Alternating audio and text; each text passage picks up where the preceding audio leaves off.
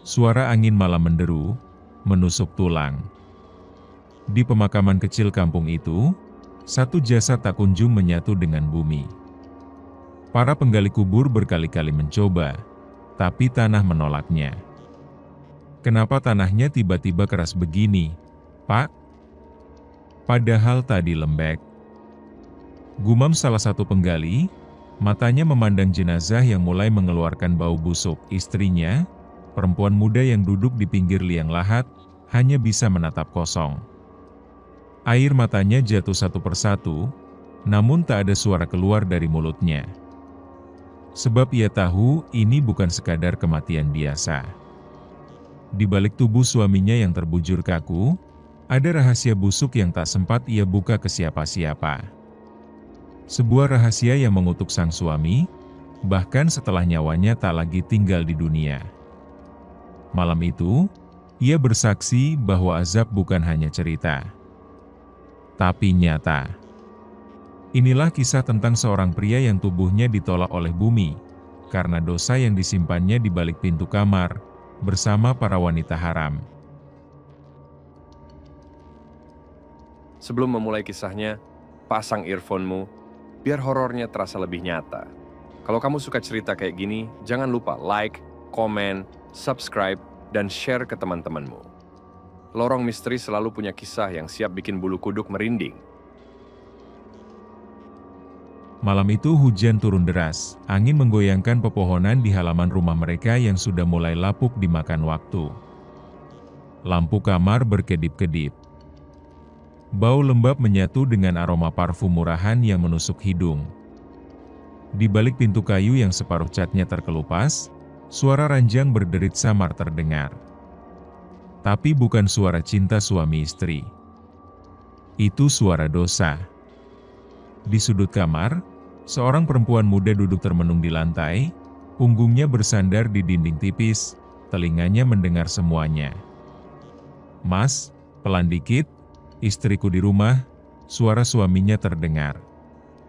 Ia tak berani menangis. Tapi hatinya sobek perlahan. Karena kamar itu, kamar yang dulu jadi tempat mereka bersujud bersama, kini menjadi tempat suaminya menyemai dosa. Dan malam itu, ia bersumpah tak akan memaafkan. Bahkan jika suaminya mati sekalipun. Murni adalah perempuan desa biasa. Ia menikah muda, usia 20 tahun, dengan lelaki yang dikenalnya lewat perjodohan orang tua, Mas Rahmat. Di awal pernikahan, semua terlihat indah. Mas Rahmat adalah sosok suami penyayang, tak banyak bicara, dan sopan terhadap keluarganya. Tapi itu hanya di permukaan. Setelah beberapa tahun, sisi lain dari suaminya mulai muncul. Pulang larut malam, bau parfum asing, dan kadang uang di dompet tak lagi cukup bahkan untuk membeli beras. Murni curiga, tapi selalu memilih diam. Ia percaya, setiap rumah tangga ada ujiannya. Hingga suatu malam, ia terbangun pukul 2 dini hari. Perutnya mulas karena haid. Ia menuju dapur pelan-pelan, tapi langkahnya terhenti ketika mendengar suara tawa perempuan dari dalam kamar, kamar yang harusnya hanya mereka berdua yang tahu isi dalamnya. Murni berdiri di balik pintu, jantungnya berdebar, napasnya tercekat. Suara itu terlalu jelas untuk diabaikan. "Mas, enak ya di kamar istri sah?" Telinga Murni panas. Tubuhnya lemas. Malam itu, untuk pertama kalinya, ia mendengar sendiri, bukan sekadar mencurigai. Suaminya meniduri perempuan lain di kasurnya sendiri. Tangannya menggenggam erat ujung daster. Matanya menatap kosong dinding kamar. Dan saat itulah, ia merasa kamarnya telah dilumuri najis yang tak bisa disucikan dengan air manapun. Tapi ia tetap diam, ia simpan semua luka itu sendiri. Hanya bantal yang tahu betapa basahnya wajahnya tiap malam. Namun waktu berjalan cepat. Dan Tuhan tidak pernah tidur. Malam Kamis itu, Murni mengenakan mukena putih yang masih harum deterjen. Langit cerah, bintang bertabur di atas atap rumahnya yang sederhana. Ia pamit ke masjid, membawa Al-Quran kecil di genggaman. "Mas, aku ke pengajian dulu ya," katanya lembut. Suaminya hanya mengangguk tanpa menoleh. Pandangannya tetap terpaku pada layar ponsel, senyum kecil menggantung di sudut bibirnya. Tak ada firasat apapun.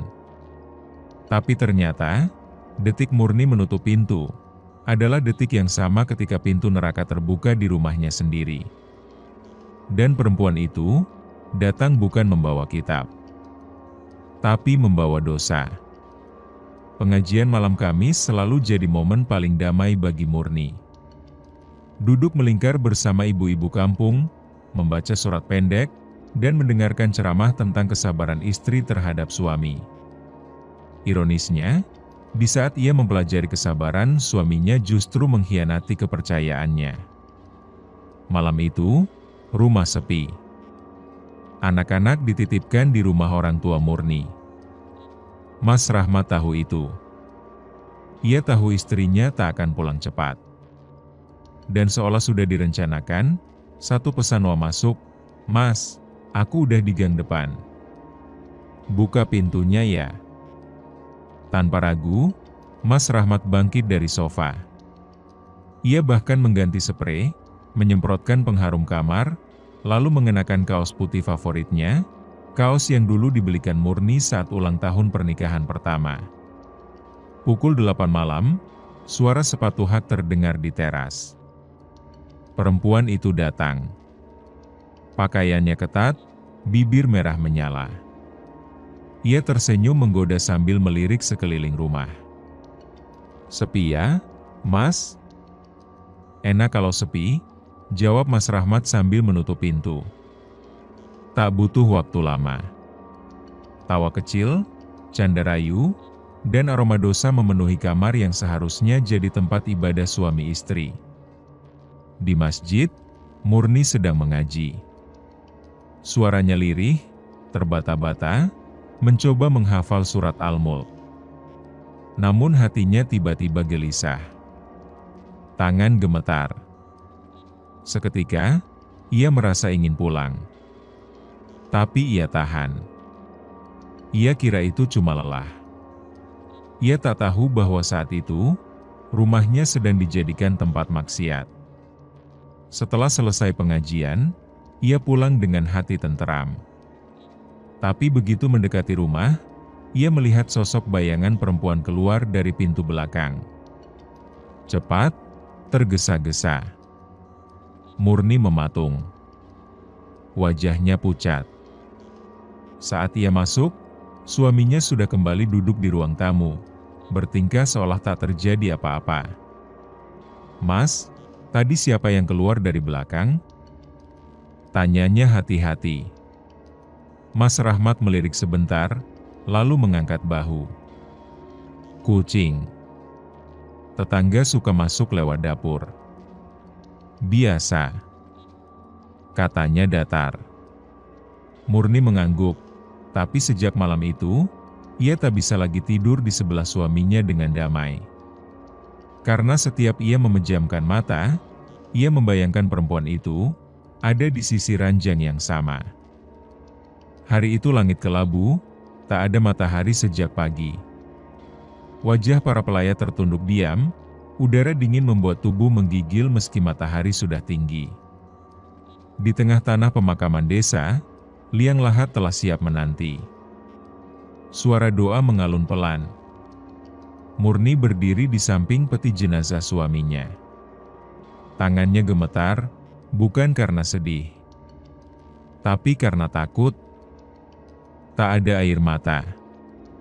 Hanya dada yang sesak menahan amarah dan luka yang belum sempat sembuh. Saat jenazah diturunkan, tanah mulai memberontak. Galiannya longsor. Peti terguling. Dan tiba-tiba, suara seperti letusan kecil terdengar dari bawah. "Allahu Akbar, kenapa tanahnya keras banget?" tanya penggali sambil mencangkul ulang. Murni memejamkan mata. Bahkan bumi pun tahu, dosa suamiku terlalu busuk untuk diterima. Mas Rahmat meninggal mendadak. Serangan jantung, kata dokter. Tapi Murni tahu, itu bukan sekadar serangan jantung. Karena malam sebelum kematiannya, ia melihat sendiri suaminya terbatuk-batuk hebat di kamar mandi, seperti dicekik sesuatu yang tak terlihat. Jasadnya dibawa pulang pagi-pagi. Warga berdatangan. Tapi ada keanehan. Beberapa ibu-ibu tak mau masuk rumah. Mereka berbisik-bisik di luar pagar. Ada bau busuk, Bu. Bukan kayak bau mayat biasa. Serius. Dari kamar paling belakang itu. Tajam banget baunya. Saat jasad hendak dimakamkan, hal-hal aneh mulai terjadi. Petugas menggali liang lahat seperti biasa.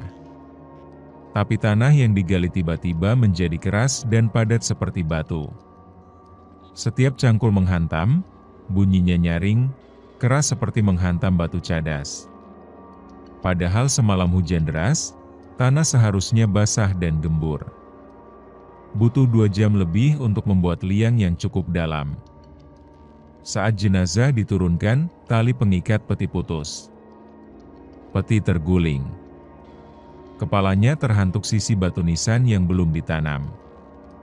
Masya Allah, bisik salah satu tetua kampung. Baru beberapa detik jasad berada dalam liang, tiba-tiba tanah di bawahnya mengempis. Seperti ada ruang kosong tertelan. Beberapa warga mencoba melempar tanah ke atas peti. Tapi anehnya, tanah-tanah itu kembali memantul ke atas. Seolah bumi menolak untuk menyentuh jasad itu. Murni menahan napas. Wajahnya pucat. Ia sudah tahu semua dosa suaminya. Tapi tak menyangka, bahkan tanah pun enggan menerimanya. 3 kali petugas mencoba mengubur. 3 kali pula galian longsor atau gagal menutup sempurna. Akhirnya, mereka meminta bantuan Pak Ustaz. Pak Ustaz datang dengan wajah tegang. Ia membaca doa khusus dan berzikir keras. Kalau ini terjadi, berarti ada sesuatu yang tak beres. Mungkin ada yang perlu dibereskan dulu, antara si mayit dengan keluarganya. Semua mata tertuju pada Murni. Tapi ia hanya tertunduk, menggenggam kain kafan yang tadi sempat jatuh ke tanah. Dalam hati, Murni berbisik, "Maaf, Mas. Tapi aku tak akan memaafkan. Tidak di dunia, dan mungkin tidak juga di akhirat." Sore hari setelah pemakaman, langit tetap kelabu, udara di dalam rumah Murni lebih dingin dari biasanya. Tirai kamar tak bergerak, tapi ia merasa ada yang memperhatikannya dari balik jendela. Belum sempat ia mengganti bajunya dari kain duka, 3 ketukan terdengar dari depan pintu. Tok, tok, tok. Di ambang pintu berdiri 3 perempuan muda. Pakaian mereka ketat, make-up mereka masih menempel sempurna. Salah satu dari mereka tersenyum, tapi senyumnya bukan untuk menghibur. "Mbak, Mas Rahmat ninggalin sesuatu buat kami. Kami mau ambil barang kami di kamarnya." Murni berdiri kaku. Tangan di sisi tubuhnya mengepal. Bibirnya gemetar menahan amarah. Ternyata, dosa suaminya tak ikut terkubur. Tapi datang mengetuk pintunya. Hari itu seharusnya menjadi hari berkabung. Tapi Murni tidak menangis. Ia duduk diam di ruang tamu, memandangi cangkir teh yang sudah dingin di hadapannya. Pikiran Murni berantakan. Ia masih mendengar gema suara peti yang terguling, dan doa-doa yang diulang-ulang saat tanah tak mau menutup jasad suaminya. Namun, gangguan hari itu belum berakhir.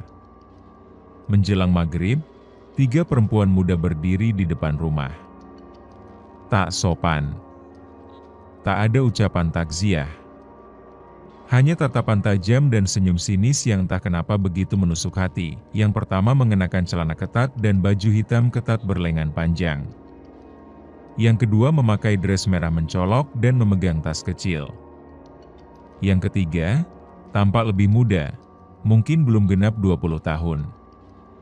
Wajahnya polos, tapi matanya tajam. "Kami cuma mau ambil barang kami, Mbak." Mas Rahmat janji mau bayarin sewa kamar dan perempuan bergaul merah tak melanjutkan kalimatnya. Murni tak menjawab. Tapi tangannya perlahan menunjuk ke dalam kamar. "Kalau kalian tahu di mana barang kalian, ambillah. Tapi cepat. Aku tak ingin melihat wajah kalian lebih lama dari ini." Mereka masuk. Langkah sepatu mereka terdengar memantul di lantai rumah. Suara mereka berbisik-bisik di dalam kamar. Murni mendengar satu dari mereka tertawa pelan, seperti mengejek. Beberapa menit kemudian, mereka keluar membawa kantong plastik kecil. Salah satu dari mereka menoleh dan berkata pelan, tapi cukup keras untuk didengar. "Mbak, tahu nggak? Mas Rahmat tuh paling suka kamar ini. Katanya, rasanya beda, karena sembunyi dari istri sah." Itu cukup.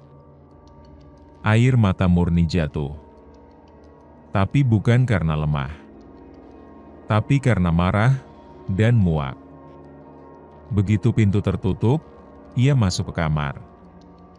Menghapus spray, membakar guling, dan menyiram seluruh permukaan tempat tidur dengan air sabun, air mawar, dan akhirnya, air zam-zam yang ia simpan dari umrah 2 tahun lalu.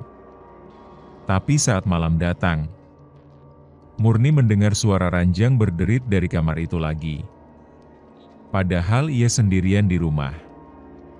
Dan pintu kamar terbuka sendiri perlahan, meski tak ada angin. Malam demi malam Murni lewati dengan mata terbuka. Jam dinding berdetak keras dalam keheningan yang memekakan. Lampu kamar mati sejak maghrib, tapi suara terus hidup. Suara ranjang. Berderit perlahan, seperti ada tubuh yang sedang bergeser di atasnya. Murni terdiam di ruang tamu, selimut membungkus tubuhnya hingga leher. Tapi matanya terus menatap arah kamar yang pintunya kini selalu terbuka sedikit. Setiap malam, suara itu kembali. Selalu pukul 1.17. Dan kadang, suara itu tak sendiri. Ada desahan. Tertawa pelan. Suara yang dulu sangat dikenalnya. Tapi kini, terdengar seperti suara makhluk yang tak lagi bernyawa. "Astagfirullah," bisiknya setiap malam, tapi suara ranjang itu tak pernah berhenti. Sejak kedatangan 3 perempuan itu, rumah Murni terasa lebih gelap. Bukan karena lampu, tapi karena suasananya. Seperti ada sesuatu yang tertinggal di kamar, dan itu bukan sekadar sisa aroma parfum atau rambut yang tertinggal di bantal. Murni pindah tidur ke ruang tamu. Tapi tiap malam, ia terbangun di waktu yang sama, pukul 1.17. Awalnya ia kira itu halusinasi. Tapi semakin malam, suara itu makin nyata. Ranjang yang sudah kosong, yang tak pernah lagi dipakai tidur, kini terdengar jelas berderit. Seperti ada 2 orang di atasnya. Bergerak, berayun, pelan, seperti sedang melakukan sesuatu. Murni tak tahan. Suatu malam, ia memberanikan diri mengintip dari celah pintu. Dan saat itu, ia melihat lekukan kasur yang jelas seperti ada 2 tubuh tak terlihat sedang menindihnya. Guling terguling sendiri. Spray berkerut. Dan yang paling mengerikan, bantal di sisi kanan membentuk cekungan seperti ada kepala yang sedang rebah di sana. Ia berlari, menutup pintu, mengunci kamar dari luar. Tapi suara itu tetap terdengar, seperti menertawakan ketakutannya. Keesokan harinya, Ia memanggil Ustaz Husen, guru ngaji di masjid. Begitu masuk kamar, Ustaz langsung merinding. "Bu Murni, ini ranjangnya kenapa dingin sekali?" Seperti baru dipakai orang mati, Ustaz menyalakan ayat kursi dan memercikan air ruqyah ke setiap sudut ruangan. Saat air menyentuh ranjang, ranjang itu berguncang sendiri. Bantal terlempar. Kaki ranjang bergetar. Suara lirih tangisan perempuan terdengar dari bawah tempat tidur. Murni menangis.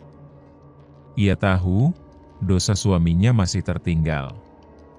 Dan ranjang itu menyimpan kenangan yang kini berubah jadi kutukan.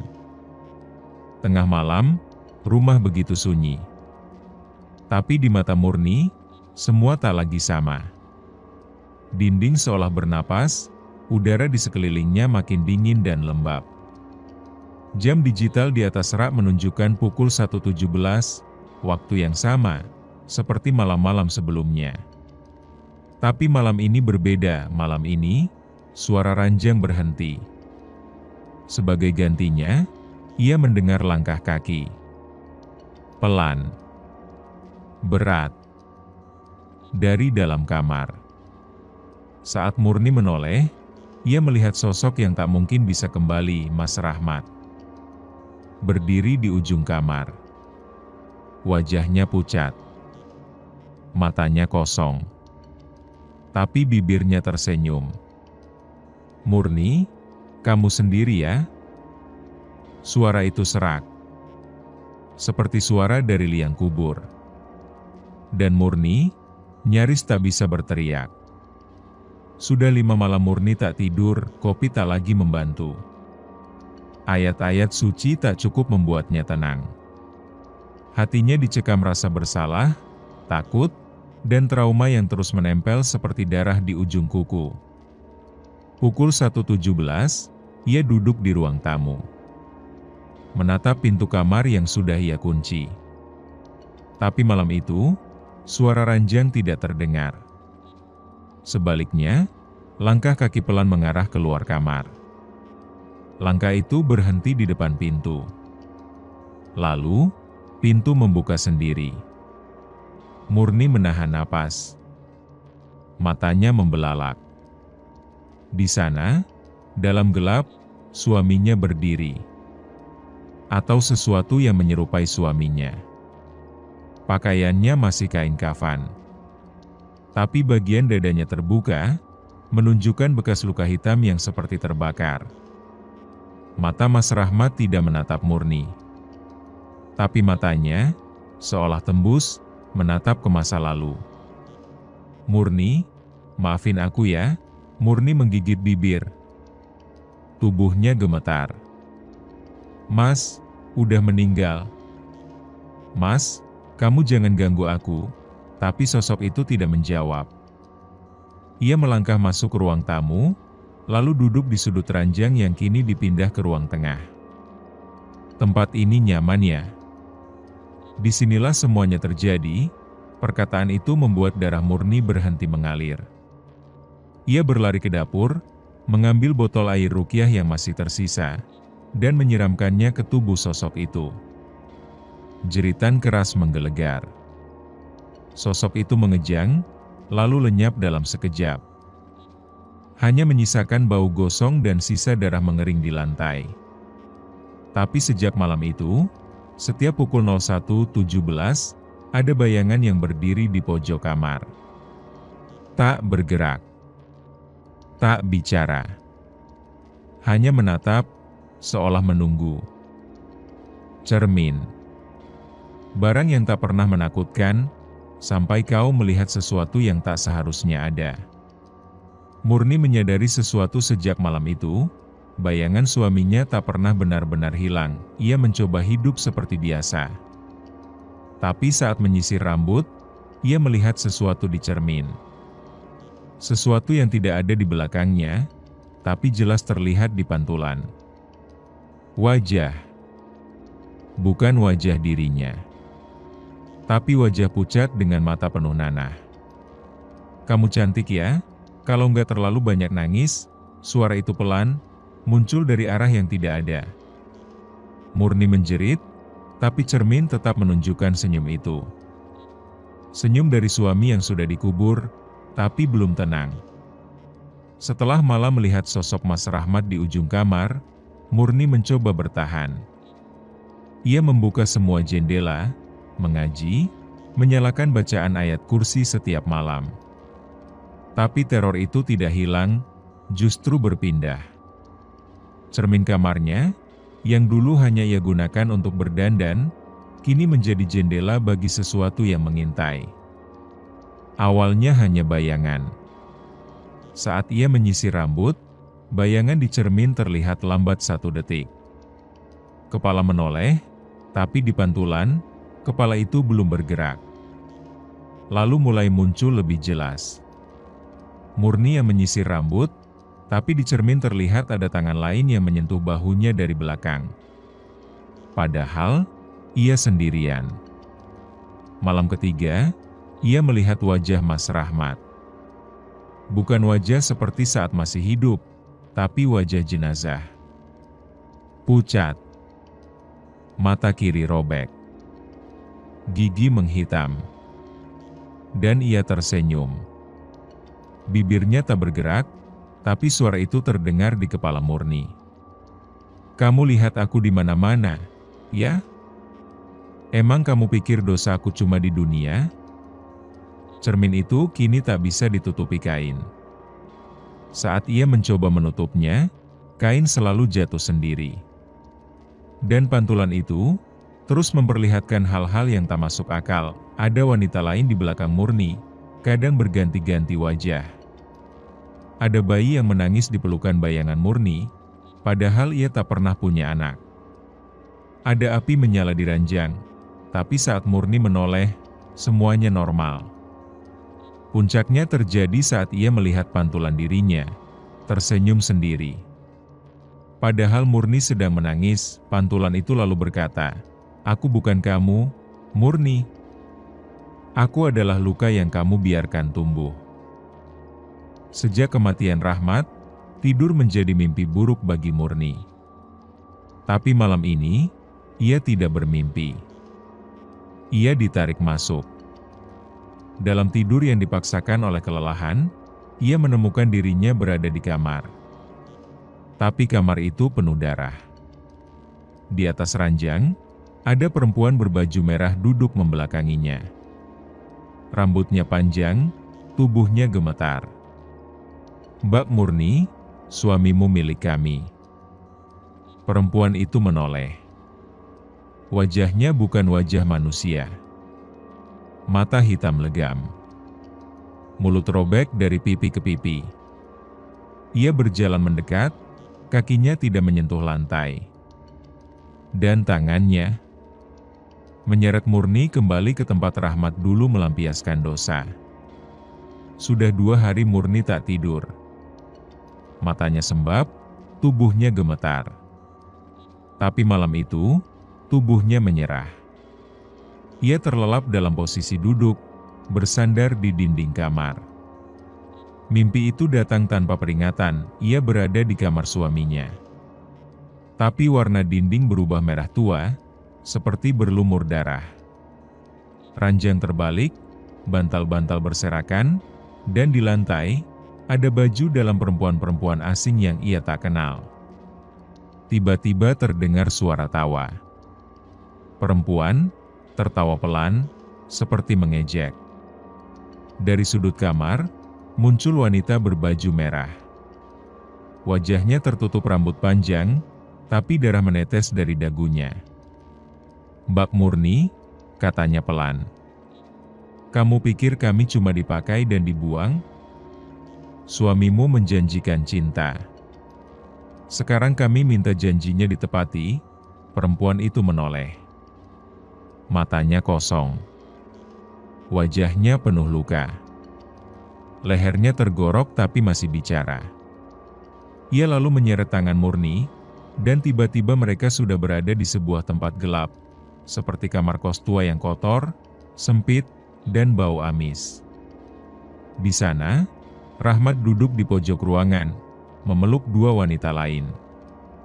Tapi wajahnya penuh belatung. Tangannya berusaha meraih Murni, tapi para wanita itu menariknya kembali sambil tertawa. "Dia milik kami sekarang," bisik wanita berbaju merah. "Dan kamu akan menyaksikan bagaimana dia disiksa setiap malam." Murni menjerit, tapi tidak bisa bangun.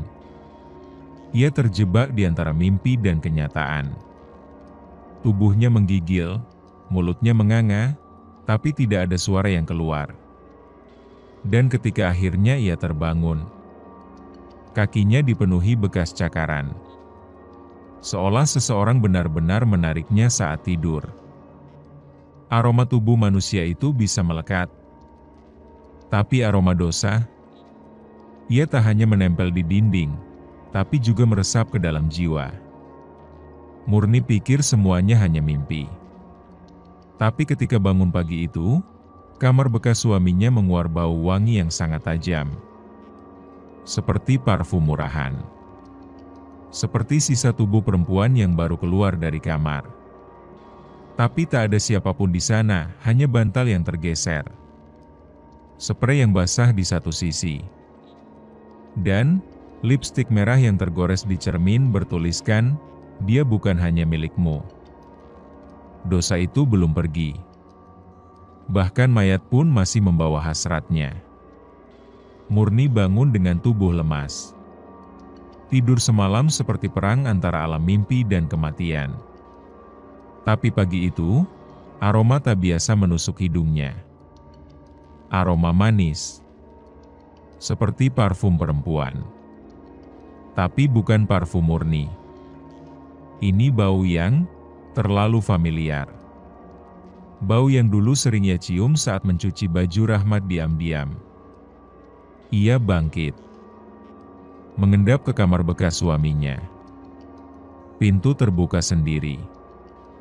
Begitu masuk, ia disambut oleh hawa hangat. Tidak seperti biasanya. Kasur yang harusnya dingin, kini seperti baru ditinggali. Bantal menyimpan lekukan kepala. Sprei masih lembab. Tapi bukan air, rasanya seperti keringat. Murni memutar tubuhnya perlahan. Dan melihat cermin di dinding kini bertuliskan sesuatu dengan lipstik merah. "Dia bukan hanya milikmu." Tangannya gemetar. Ia menyentuh tulisan itu, tapi jari-jarinya bergetar saat menyadari bahwa lipstik itu masih basah. "Ya Allah," bisiknya lirih. Murni mencoba menyeka tulisan itu. Tapi makin digosok, makin menyebar. Dan dari balik cermin, samar-samar muncul bayangan dua perempuan sedang menciumi leher Rahmat, yang kini tampak seperti bangkai dengan mata membelalak. Ia menjerit dan berlari keluar kamar. Tapi aroma itu terus mengejarnya. Masuk ke dapur. Masuk ke ruang tamu. Seperti tubuh para pelacur itu masih gentayangan, menuntut tempat, menuntut pengakuan, menuntut bagian dari dosa. Malam harinya, Murni menemukan selembar kain dalam lemari. Bukan miliknya. Bukan milik Rahmat. Tapi bekas pakaian dalam, masih lembab, dan berbau. Dan di ujung kain itu, ada rambut panjang menggulung. Mayat seharusnya diam. Membusuk. Tenang di dalam tanah. Tapi tidak dengan Rahmat. Ia yang dulu mencium bibir wanita-wanita murahan, kini mencium bau tanah yang menolak tubuhnya. Malam itu, Murni pergi ke pemakaman. Sendirian. Ingin memastikan, suaminya benar-benar sudah dikubur. Tapi yang ia lihat adalah liang lahat yang membelah, terbuka. Dan dari dalam tanah, ada tangan yang menggeliat. Suara berat menggumam, "Murni, kamu gak ngerti, aku belum selesai." Ia melihatnya. Mayat suaminya. Berdiri. Bernapas. Dan tersenyum, dengan mulut dipenuhi belatung. Hari itu, langit mendung. Tapi Murni memaksa pergi ke makam Rahmat. Banyak hal yang tak masuk akal belakangan ini, dan hatinya tidak tenang. Ia ingin melihat nisan itu sendiri. Memastikan makam suaminya masih tertutup. Pemakaman berada di pinggiran kampung. Dikelilingi pohon bambu. Angin sore membawa hawa dingin yang menusuk. Ketika sampai, hati Murni langsung mencelos. Tanah kubur Rahmat retak. Batu nisannya tergeser. Seolah dari dalam, seseorang mencoba keluar. Dengan langkah pelan, ia mendekat. Dan sebelum sempat bersuara, tanah itu bergerak. Lambat. Seperti ada yang menggali dari bawah. Murni mundur. Nafasnya tercekat. Tiba-tiba, tangan membusuk muncul dari dalam tanah. Jari-jari hitam menggenggam udara. Lalu kepala itu keluar. Kepala Rahmat. Tapi matanya terbuka. Belum membusuk sepenuhnya. Dan ia melihat Murni. Aku belum selesai, Murni. Aku masih ada urusan. Tubuh mayat itu perlahan berdiri. Tanpa bantuan. Tanpa alat. Tanah menggembur sendiri saat kakinya melangkah ke permukaan. Murni ingin lari, tapi tubuhnya membeku. Matanya tak bisa beralih dari wajah yang dulu ia cintai, yang kini dipenuhi belatung dan tanah basah. Rahmat tersenyum. Senyum yang dulu membuat Murni jatuh cinta. Tapi sekarang, senyum itu penuh teror. Kalau kamu gak bisa maafin aku, ya udah. Tapi jangan halangi aku balik ke mereka. Mereka masih nunggu di kamar. Dulu, pintu kamar itu cuma pintu biasa. Tempat suaminya tidur. Tempat mereka pernah bercanda sebelum segalanya hancur. Tapi sekarang, tiap kali dibuka, ia tak lagi mengarah ke dalam rumah. Tapi ke tempat yang asing. Gelap. Seperti lorong neraka. Malam itu, Murni ingin membuktikan bahwa ia tidak gila. Tapi saat membuka pintu kamar bekas Rahmat, ia melihat tangga menurun yang tak pernah ada sebelumnya. Dari dalam lorong itu, terdengar suara wanita tertawa. Disusul tangisan bayi. Kami di sini, dan Rahmat juga. Setelah kejadian di kuburan, Murni mencoba mengunci kamar Rahmat rapat-rapat. Ia paku pintunya, seka dengan air ruqyah, dan menempelkan ayat-ayat suci. Namun, malam itu, terdengar bunyi ketukan dari dalam. 1 kali. 2 kali. Lalu suara seperti kuku menggaruk kayu dari balik pintu. Murni mencoba diam. Tapi rasa penasaran dan ketakutan bercampur jadi satu. Ia tahu, pintu itu tidak boleh dibuka. Tapi kenapa terasa seperti memanggil? Akhirnya, dengan tangan gemetar, ia mencabut paku satu persatu. Lalu membuka gagangnya perlahan. Bukannya melihat kamar yang ia kenal. Ia melihat sebuah lorong batu panjang dan sempit, diterangi lampu redup kuning yang berkedip-kedip. Udara dari dalamnya dingin dan bau. Tidak ada kasur. Tidak ada dinding rumah. Seperti terowongan di bawah tanah. Suara-suara mulai terdengar dari dalam. Mbak Murni, dia milik kami. Kenapa kamu ikat dia dengan doa, padahal tubuhnya milik kami? Tiba-tiba terdengar tangisan bayi, lalu tawa perempuan, keras dan panjang, seolah mengejek. Murni terdiam di ambang pintu, ingin lari, tapi kakinya terpaku. Dari lorong itu, muncul bayangan tubuh-tubuh perempuan tanpa wajah, berjalan tanpa kaki, melayang seperti asap. Dan di antara mereka, Rahmat berdiri.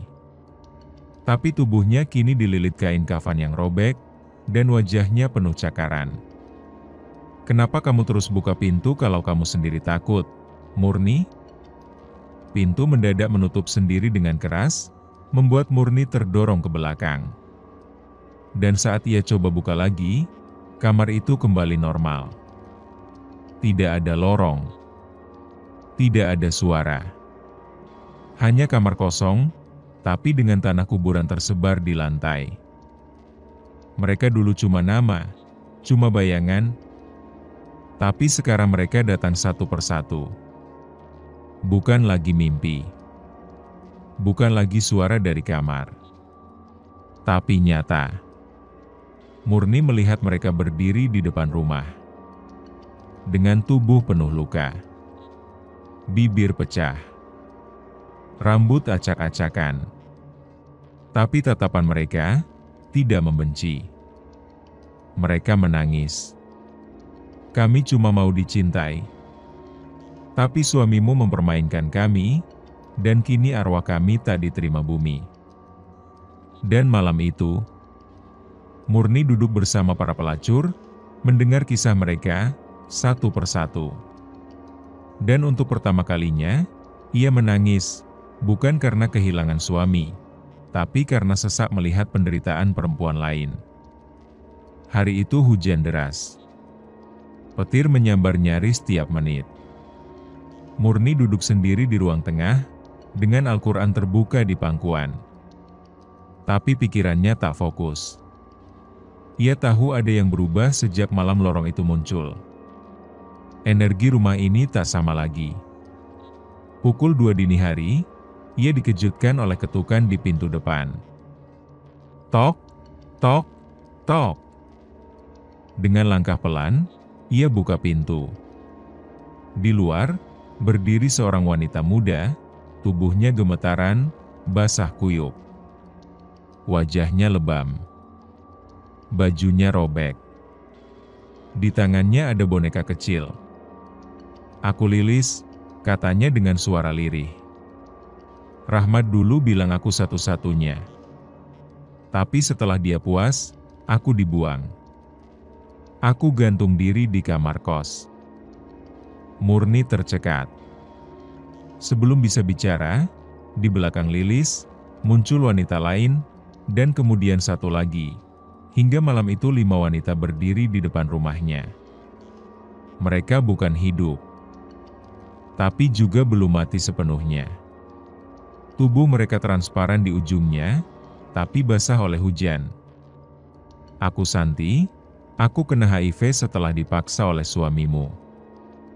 Aku Dewi, aku dibunuh oleh pelanggan yang dikenalkan oleh Rahmat." Murni duduk di lantai. Tak bisa bicara. Mereka masuk, tapi tidak menyerang. Mereka duduk melingkar di ruang tamu, seperti pengajian. Tapi ini bukan ceramah agama. Ini adalah pengakuan dari mereka yang hidupnya dirusak. Dan malam itu, Murni mendengarkan. Satu persatu. Dan saat pagi mulai menyingsing, kelima wanita itu menghilang perlahan, meninggalkan hanya satu hal, sebuah foto. Rahmat duduk di ranjang, dikelilingi kelima wanita itu. Tapi yang membuat Murni menjerit adalah, di belakang mereka, ada dirinya sendiri.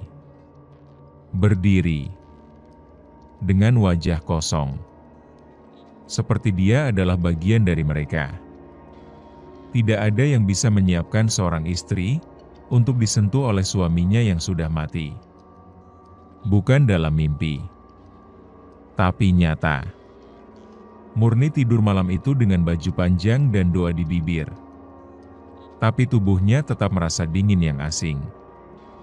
Seperti tangan yang menyusup di balik selimut. Seperti napas yang menempel di lehernya. "Rahmat?" bisiknya. Tapi tak ada jawaban.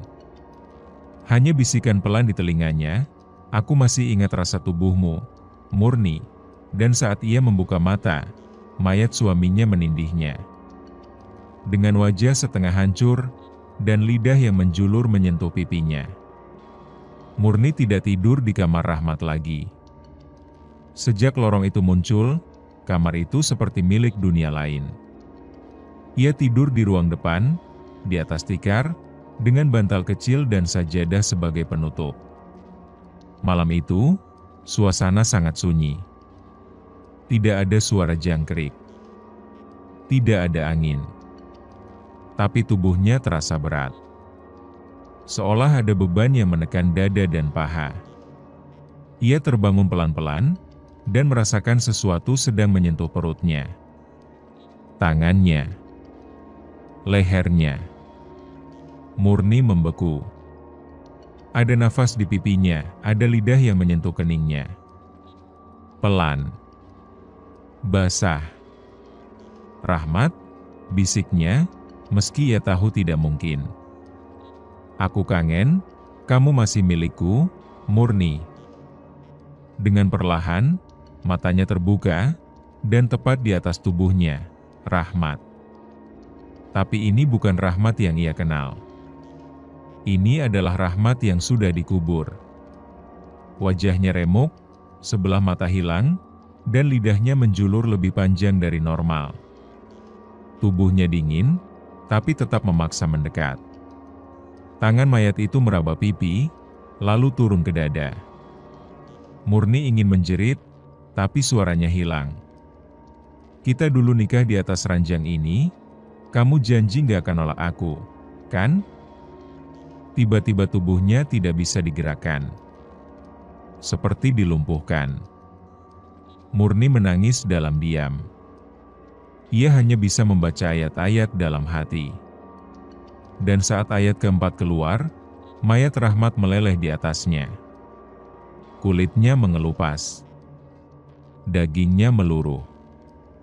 Meninggalkan gumpalan hitam dan belatung, memenuhi tubuh Murni. Pagi harinya, saat terbangun, tikar tidurnya penuh dengan lendir dan tanah basah. Bau anyir menyengat. Dan di dinding, tergores tulisan seperti cakaran, "Kamu istri, aku berhak atasmu. Mati pun aku tetap suamimu." Kadang, manusia mati, tapi dosanya tidak ikut mati. Kadang, dosa itu beranak menjadi kutukan. Saat Murni datang ke rumah Ustadz Haris, ia berharap bisa mendapatkan jawaban.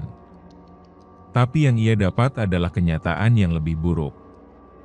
Suamimu tidak diterima bumi, kata Ustadz itu. Rohnya membusuk, dan kini menyatu dengan jin, menjadi makhluk yang tak bisa mati. Makhluk yang haus akan syahwat. Murni menatap foto suaminya, dan tiba-tiba melihat wajah itu berubah menjadi sosok berkepala manusia, bertubuh api. Jin syahwat. Ia tidak ingin cinta. Ia ingin menaklukkan. Bahkan setelah mati. Setelah malam mengerikan itu, Murni memutuskan pergi. Ia butuh jawaban. Dengan tubuh yang masih lemas dan mata bengkak, ia datang ke rumah seorang ustadz di kampung sebelah. Ustadz Haris.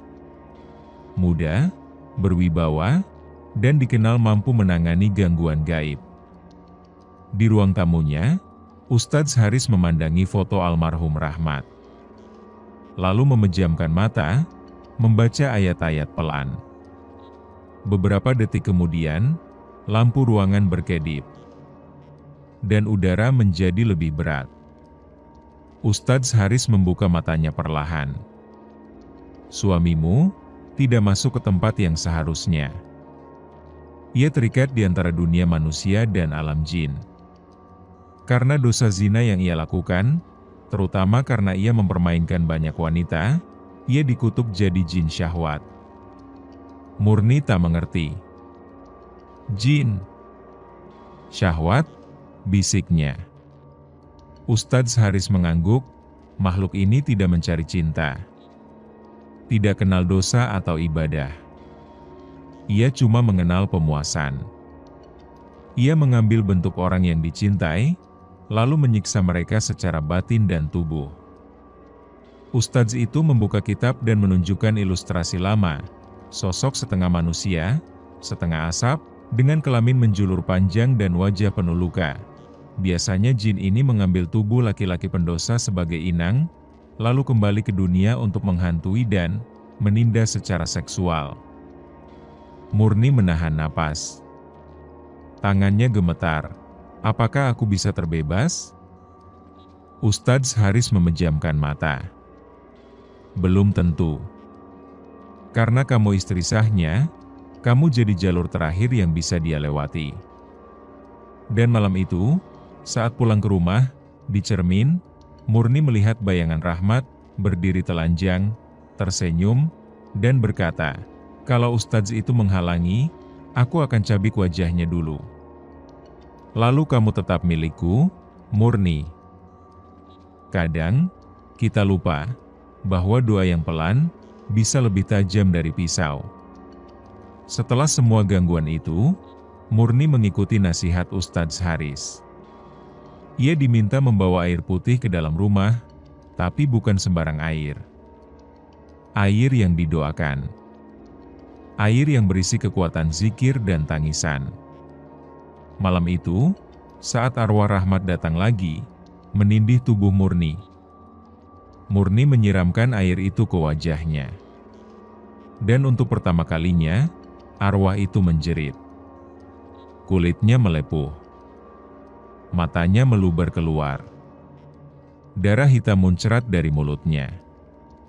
Dan Murni tahu, akhir dari mimpi buruk ini sudah bisa diperjuangkan. Sejak pulang dari rumah Ustadz, Murni tidak tidur. Ia mengumpulkan semua keberanian. Botol air doa itu ia letakkan di sebelah bantal. Setiap jam, ia berzikir. Suaranya pelan, tapi penuh luka dan harap. Jam 2 malam, udara berubah. Lagi. Pintu kamar terbuka sendiri. Dan dari dalam, bau tanah basah dan keringat busuk menyebar. Murni tahu, ia datang lagi. "Murni, tidakkah kamu rindu pelukanku?" Suara itu seperti bercampur batu dan angin. Murni menggenggam botol air doa. Matanya tak berkedip. Rahmat muncul dari kegelapan lorong kamar, telanjang, dengan tubuh setengah terbakar. Wajahnya remuk. Giginya hitam. Alat kelaminnya menjulur seperti akar pohon busuk. "Kita belum selesai," bisiknya sambil menunduk ke arah tubuh Murni. Tapi sebelum makhluk itu bisa menyentuhnya lagi, Murni menyiramkan air doa ke wajahnya. Seketika, makhluk itu menjerit panjang. Kulit wajahnya mengelupas. Uap putih keluar dari luka-lukanya. Matanya meledak, memercikkan darah hitam. Tangan-tangan arwah perempuan muncul dari dinding, menarik tubuh Rahmat kembali ke lorong kegelapan. Murni terduduk. Tangannya gemetar. Air mata mengalir. Tapi untuk pertama kalinya, bukan karena takut, tapi karena merasa kuat. Kalau ini harus kulawan sendiri, maka akan kulawan. Biarpun harus menanggung semua dosa yang ditinggalkan suamiku. Murni pun berdiri, menggenggam botol doa itu erat-erat, dan malam itu, ia tidak lari. Setelah kejadian air doa, Murni tidak tidur. Ia bersiap mengungsi ke rumah ibunya. Namun, saat ia membuka pintu kamar suaminya untuk terakhir kalinya, bau bangkai langsung menyergap. Dinding-dinding kamar berwarna hitam kehijauan seperti luka bernanah. Langit-langit retak seperti akan ambruk. Ada cairan merah kehitaman menetes dari ventilasi. Tapi yang membuat Murni mematung adalah sosok Rahmat. Duduk di pinggir ranjang. Dengan pakaian pengantin. Wajahnya rusak. Tapi mengenakan senyuman yang ia kenal saat malam pertama dulu. "Murni, kamu ingat gak baju ini? Waktu malam kita halal, kamu bilang, mau bersamaku sampai mati. Murni mundur pelan. Rahmat berdiri, dan bunyi berderak terdengar dari tulangnya. Belatung jatuh dari balik kerah bajunya. Daging di wajahnya meleleh perlahan, menetes ke lantai. Tapi mulutnya tetap bicara, seperti orang hidup. Tapi kamu ingkar, Murni, kamu panggil Ustadz. Kamu siram aku pakai doa, sekarang, kamu harus tebus semua itu. Tiba-tiba, pintu kamar tertutup keras. Terkunci, lampu padam. Murni hanya ditemani napas busuk dan suara langkah pelan Rahmat yang mendekat. Tangannya membawa sesuatu. Sehelai mukena milik Murni yang sudah dipenuhi darah haid. Aku ingin malam pertama kita diulang. Tapi kali ini, sampai kamu mati. Murni menjerit. Menabrak pintu. Memukul kaca jendela. Tapi semua terkunci rapat. Dan malam itu, Murni berdoa, bukan untuk diselamatkan, tapi agar nyawanya diambil secepatnya. Ada yang bilang, jin takut sama api. Tapi jin yang satu ini, dilahirkan dari api, tumbuh karena syahwat, dan hidup dari dosa. Setelah dikurung bersama jasad suaminya sendiri, Murni nyaris menyerah. Tapi tepat saat Rahmat ingin menyentuh tubuhnya untuk terakhir kalinya, Ustadz Haris datang. Membawa air ruqyah, tongkat kayu, dan segenggam debu dari masjid, jin yang bersatu dengan mayat, tak bisa diusir. Harus dihancurkan. Dan malam itu, kamar pengantin berubah jadi medan perang, antara kutukan dan cahaya. Murni sudah kehilangan harapan. Suara Rahmat makin dekat, makin jelas. Suara berisik seperti daging dikoyak. Napas busuk memenuhi ruangan. Tapi, di saat tubuhnya membeku karena takut, pintu kamar dihantam dari luar. Cahaya senter masuk, lalu bayangan Ustadz Haris muncul, berdiri di ambang pintu. Ia melihat Rahmat, duduk telanjang, tubuhnya penuh darah, matanya hitam. Ustadz Haris tidak bicara banyak. Ia hanya membaca ayat dengan suara rendah, tapi penuh getaran. Bismillah, in kuntum muminin, Rahmat berteriak. Tubuhnya terbakar perlahan. Asap keluar dari punggungnya. Tapi bukan terbakar biasa, dagingnya meledak dari dalam, seperti direbus. Belatung dan darah muncrat ke dinding. Wajahnya retak, dan dari dalamnya keluar wajah lain, perempuan-perempuan yang pernah ia sakiti. Ustadz Haris mengangkat botol air dan menyiramkannya ke tubuh Rahmat. Allahu Akbar. Lalu dari belakangnya, seseorang menyalakan obor. Api menyambar jasad itu. Kalau tidak dibakar, dia akan bangkit terus. Karena tubuhnya bukan tubuh manusia lagi, tapi tempat tinggal jin syahwat. Rahmat menjerit. Tapi bukan lagi suara manusia. Suara itu seperti babi dan anak kecil menangis dalam waktu bersamaan. Kamar pengantin terbakar. Kasur, lemari, dinding, semuanya hangus. Tapi Murni hanya berdiri diam, menatap apinya dengan mata kosong. Ustadz Haris mendekatinya. Sudah selesai? Kamu kuat sekali, Bu Murni. Murni menatap langit-langit yang kini berlubang. Belum Ustadz, aku belum selesai menangisi diriku sendiri. Kadang, yang tinggal setelah kematian bukan mayat, tapi kenangan yang menyakitkan. Setelah Rahmat dibakar hidup-hidup oleh Ustadz Haris, rumah itu terasa tenang. Tidak ada suara langkah kaki. Tidak ada pintu terbuka sendiri. Tidak ada mimpi buruk. Tapi, ada satu hal yang masih ada. Bayangan Rahmat. Duduk di kursi. Berdiri di kamar mandi. Tersenyum di pantulan kaca. Aku sudah tiada, tapi dosaku tetap di sini. Kamu akan hidup bersamaku selamanya. Dan Murni belum bisa bebas sepenuhnya. Sudah 2 hari berlalu sejak malam pembakaran. Warga mulai datang ke rumah Murni. Ada yang prihatin. Ada yang pura-pura prihatin. Tapi semua sepakat, rumah itu sudah nggak wajar lagi. Murni tinggal sendiri di dalamnya. Ibunya menawarkan untuk pindah. Tapi Murni menolak. Kalau aku pergi, aku seperti lari dari kesalahan. Biar aku bersihkan semua luka ini sendiri, Bu. Malam hari, Murni mulai membersihkan kamar yang dulu terbakar. Dindingnya hitam. Lantainya retak.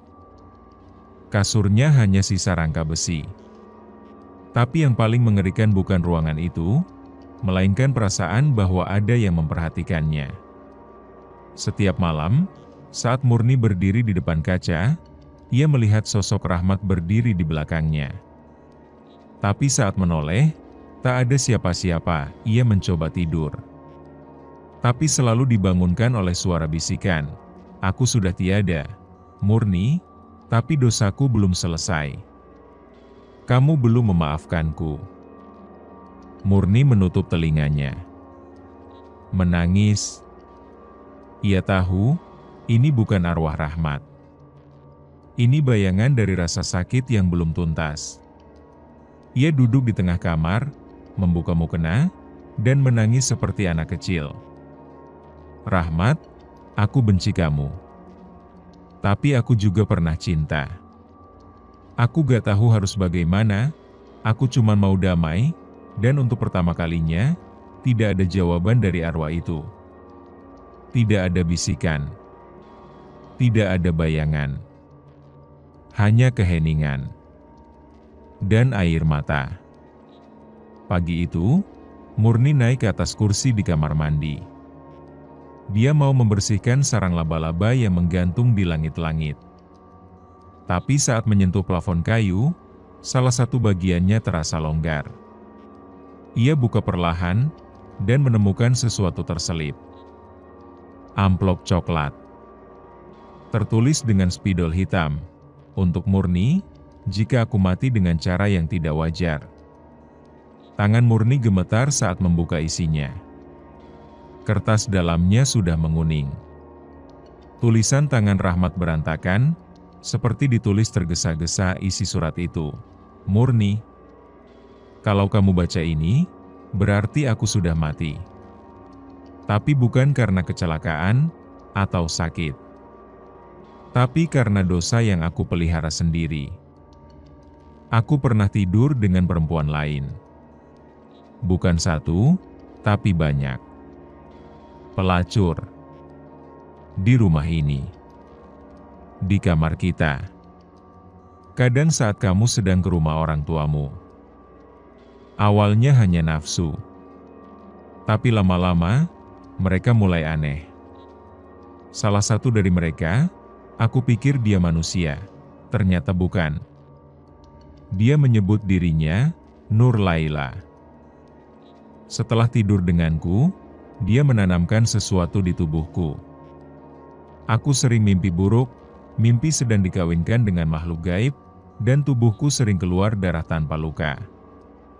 Ustadz pernah bilang aku sudah dirasuki jin syahwat. Tapi aku gak percaya. Sampai suatu hari aku gak bisa ngaca lagi. Bayanganku selalu berlumuran darah. Kalau aku mati, Murni, tolong bakar jasadku. Jangan dikubur. Karena bumi pasti menolakku. Dan satu lagi, maaf. Aku cinta kamu. Tapi aku kalah oleh nafsuku sendiri. Surat itu terjatuh dari tangan Murni. Ia terduduk. Tangisnya pecah. Selama ini, dia merasa jadi korban. Tapi sekarang, dia juga ditinggalkan dengan beban pengampunan. Rahmat, kamu mati bukan cuma karena dosa, tapi karena tidak pernah melawan setan dalam dirimu sendiri. Ada luka yang tidak bisa disembuhkan oleh waktu. Ada trauma yang tidak bisa dihapus oleh doa. Tapi kita bisa memilih untuk hidup berdampingan dengan luka itu. Murni tahu, Rahmat sudah tiada. Tapi bekas-bekas pengkhianatannya masih tinggal di sudut-sudut rumah dan dalam tubuh Murni sendiri. Ia memutuskan untuk tidak kabur, tidak pindah, tidak membakar semua kenangan. Tapi ia memilih untuk menguburnya perlahan, satu persatu. Dan malam itu, di tengah gerimis dan angin yang dingin, Murni berdiri di pemakaman dengan satu nisan tak bernama. 3 hari setelah surat itu ditemukan, Murni menghubungi Ustadz Haris. Bukan untuk ruqyah lagi, tapi untuk membantu memakamkan sisa jasad Rahmat yang dibakar. Sisa tulang dan abu itu dibungkus kain kafan seadanya. Tanpa prosesi besar. Tanpa pelayat. Hanya Murni, Ustadz Haris, dan 2 warga yang ikut menggali. Kenapa nggak dikubur di pemakaman keluarga? Tanya warga. Karena dia memilih mati dalam dosa, jawab Ustadz Haris pelan. Tapi dia tetap suamiku, bisik Murni. Aku tidak bisa memaafkannya, tapi aku juga tak sanggup terus membencinya.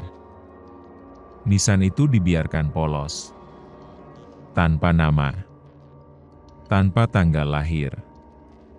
Hanya satu ukiran kecil dari tangan Murni, yang sempat kucintai. Yang akhirnya kulupakan. Malam itu, Murni pulang ke rumah. Ia membuka pintu perlahan, menyentuh tembok kamar yang hangus. Menatap cermin. Tidak ada lagi bayangan Rahmat. Dia duduk, membuka Al-Quran, dan membaca surat An-Nur. Tangisnya jatuh perlahan di atas mushaf yang terbuka. Ya Allah, aku sudah mengubur jasad suamiku. Tapi aku tahu, luka ini tidak akan pernah benar-benar terkubur. Dan aku terima itu, pesan moral cerita ini bukan hanya tentang hantu atau arwah penasaran.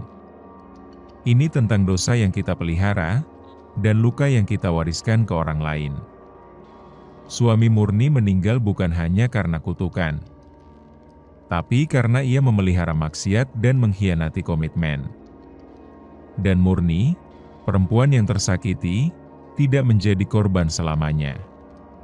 Ia memilih melawan, memaafkan, lalu melanjutkan hidup. Itulah keberanian yang sebenarnya. Terima kasih sudah mendengarkan kisah ini sampai habis. Jangan lupa like, komen, subscribe, dan share ke teman-temanmu. Lorong Misteri akan selalu punya kisah yang siap bikin bulu kuduk merinding, dan jika mau request judul cerita, silahkan komen di kolom komentar di bawah. Kami akan buatkan untuk kalian.